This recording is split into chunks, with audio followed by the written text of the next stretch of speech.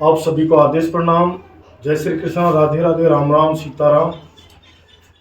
आप सभी को नवरात्रों के हार्दिक शुभकामनाएं। ये माता जी की तरफ से शुभ आशीर्वाद।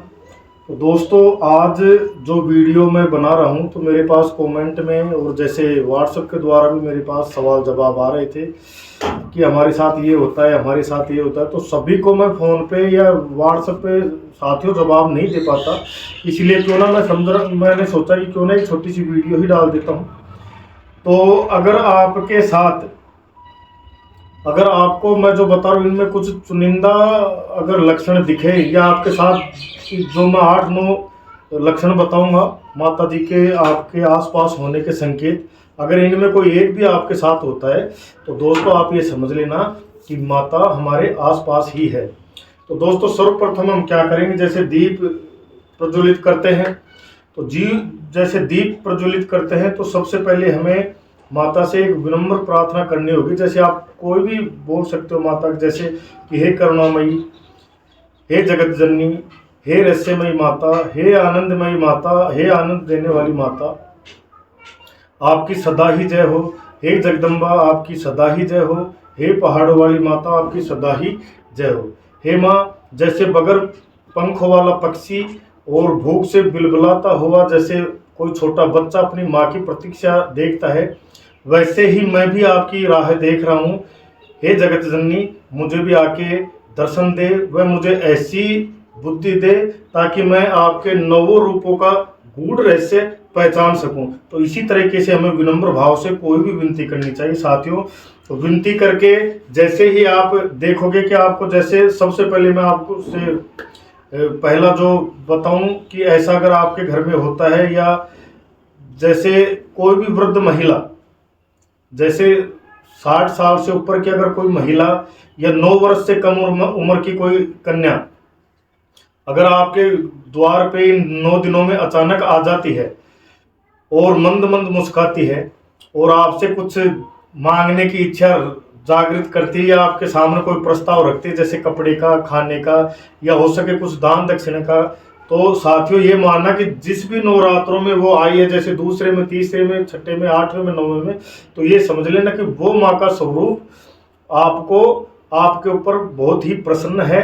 तो उसे यथा स्थिति भोजन कराएं, जलपान कराएं, उनको चाय पानी के लिए पूछें, और कुछ उसकी इच्छा हो प्रश्न तो उसके बारे में पूछें, तो उसको भोजन वोजन कराएं, या कोई विनती करें। कुछ पैसे भी अगर दान दक्षिणा 10, 20, 50 रुपए अगर वो मांगती है तो निसंकोच हमें दे देने चाहिए, क्योंकि ये एक शुभ संकेत है। तो पहला संकेत तो ये है।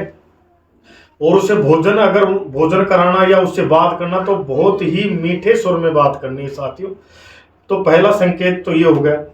और दूसरा संकेत, जैसे सुबह उठते हैं, आपको जैसे रात्रि को बार बार में चेत होता है, जैसे हम जागते हैं कि सुबह तो नहीं होगी, नहाना है, माँ की पूजा करना है, और बार बार आप जाग रहे हो, ठीक से सो नहीं पाते, तो दोस्तों ये भी एक शुभ संकेत है। और पूरे दिन 9 के 9 नवरात्रे आपके शरीर में एक एनर्जी होगी, और बड़े चाव होगा माता जी की पाठ पूजा करने का, दीप बत्ती करने का, माला करने का, या माता को देखता रहूं। अगर ऐसी एनर्जी है और आप पूरे दिन माता की सेवा करते हैं, या काम करते हैं, बाजार जाते हैं, व्रत करते हैं तो भी आपको भूख नहीं लगती, और पूरे दिन काम करने के बाद भी बिल्कुल भी थकान महसूस नहीं होती, और पूरा दिन आपका आनंदमय से गुजर रहा है, और मन अपने आप ही खुश हो रहा है, आनंदित हो रहा है, और हमारी आत्मा माता के प्रति बिल्कुल गदगद हो रही है। तो साथियों ये समझ लेना कि माता हमारे आसपास ही है। ये दूसरा संकेत हो गया। और तीसरा संकेत, जैसे ही हम सोते हैं, तो साथियों सज्जनों, जैसे ही हम सोते हैं, अगर हमें कोई माता बहन हो, या कोई लड़का हो, लड़की हो, या कोई आदमी हो, या कोई भक्त हो, अगर उसे सपने में माता के मंदिर दिखते हैं, माता का शेर दिखता है, या पहाड़ दिखते हैं, या हरियाली दिखती है, या जल की कोई तलैया, बावड़ी, तालाब, या बहती हुई नदी दिखती है, तो साथियों ये मान के चलना कि माता जी आप पे बहुत ही ज़्यादा मेहरबान है साथियों। और बार बार जैसे पूजा करेंगे या माता के बारे में सोचेंगे, जैसे भी ध्यान लगाएंगे, तो जो हमारे जो रोम रोम खड़े होते हैं, तो साथियों ये मान के चलना कि माता जी हम पे बहुत प्रसन्न है, और माता की विशेष कृपा हम पे बन चुकी है। और ये भी सोच लेना, अगर कोई पुराना है जातक जो माता की माला जपता है या कुछ छोटी मोटी सिद्धियां अपने गुरुजी से लेकर उसको साधना कर रहा है, तो साथियों उसकी साधना भी संपूर्ण हो जाएगी। तो अगर ऐसा संकेत मिलेंगे, तो जो भी मैं संकेत बता रहा हूँ 8-9 संकेत, अगर इनमें एक भी संकेत आपको मिलता है तो साथियों ये समझ लेना आप बहुत ही किस्मत वाले हो, बहुत ही भाग्यशाली हो। और अगर कोई पुराना अगर जात्री है या जातक है माला जप करता है, तो ये सपने में माता का दर्शाव देना या सपने में सवारी आना, तो दोस्तों ये समझ लेना कि बहुत ही जल्दी माता आप पे खेलने वाली है, या ये देसी भाषा में बोल सकूं कि माता आप में प्रवेश करके आने वाली है दोस्तों। तो ऐसा भी हो सकता है। तीसरा संकेत ये होता है साथियों कि अचानक से हमारे द्वार पर गऊ का आना। अचानक से जब हमारे घर पे गऊ आ गई तो साथियों ये समझ लेना कि गऊ भी एक माता का ही स्वरूप है, क्योंकि गऊ को हम पशु ना मानकर माता मानते हैं। अगर वो रोज आने लग गई या नवरात्रों में अगर 2-3 बार भी आ गई, तो ये समझ लेना कि हमारे ऊपर माता जी की विशेष कृपा है, माता हमसे प्रसन्न है।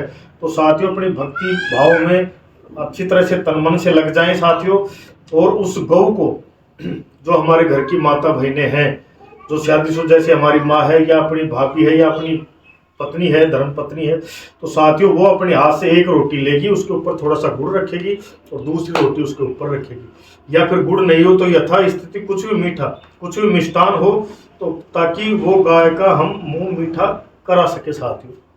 तो हमारे घर की लक्ष्मी, और लक्ष्मी वो भी एक माता का ही स्वरूप है, जैसे हमारी माता हो गई वो भी एक माँ है। तो साथियों हमारे घर की लक्ष्मी जब उस गऊ को रोटी देगी, भोजन देगी, तो गऊ का मन गदगद हो जाएगा और वो हमें शुभ आशीर्वाद देके और चली जाएगी। और उसके आगे मैं बताता चलो, अगर अचानक से काली चींटियां हमारे घर में आ गई, जैसे 2 प्रकार की चींटी होती है, एक लाल और काली, तो साथियों लाल पे ऐसा कुछ भी नहीं होता। काली चींटियां जैसे यहाँ पे कुछ अगर हमने भोग लगा दिया, तो यहाँ पे अगर 10-20 चींटी आ गई, तो ये तो एक आकस्मिक काम है, चींटियां मीठे पे आ ही जाती है। बाकी वैसे चींटियां जैसे आप इधर जा रहे हो तो आपकी आगे जैसे चींटियों का झुंड दिख रहा है, और फिर इधर जा रहे हो दिन में 2-4 बार दिखना, या हमारे घर में कोई कच्ची भूमि नहीं है फिर भी दीवारों में चींटियों का जैसे नाड़ चलता है साथियों, अगर ऐसा चलता दिखे तो भी ये समझ लेना कि माँ की हम पे बहुत ही असीम कृपा है, क्योंकि चींटियों का आना ये बहुत ही शुभ संकेत होता है दोस्तों। तो ऐसा करें कि चींटियों को कुछ ना कुछ डालें, जैसे कुछ दलिया हो गया, कुछ चेरी हो गई, या फिर बाजार से कुछ बिस्कुट ले लिया वो डाल दिया दोस्तों। तो इससे क्या होता है, जैसे गऊ को और चींटियों को भोजन देने से हमारी भक्ति भी प्रगाढ़ होती है और माँ की कृपा का संकेत हमें मिलता है। और तीसरा कि हमारे जो पूर्वज होते हैं पितरगण, ये भी खुश होते हैं, इनके दोष पितृ दोष से हमें छुटकारा मिलता है। तो और बाकी जो संकेत हैं कि अगर दीपक हम जलाते हैं, जैसे सुबह शाम, जैसे मैंने ये अखंड ज्योत जला रखी है, तो साथियों ये मेरे पास करीब 22-23 साल से जल रही है।